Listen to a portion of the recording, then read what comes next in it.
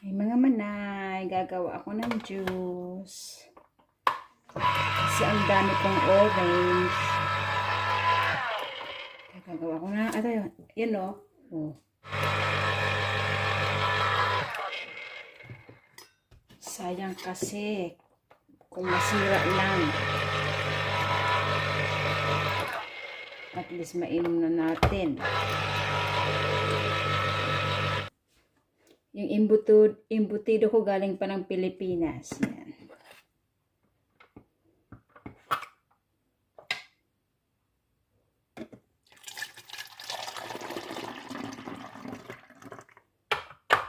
Ang tagal na nito. Naman ako pa to sa binan ko. Ginagamit pa niya to doon sa mga anak niyang maliliit. Ngayon, asawa ko na.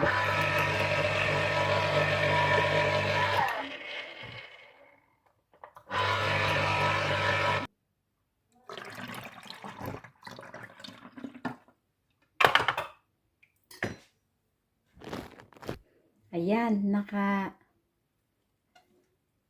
750 ml ako na fresh juice. Thank you for watching.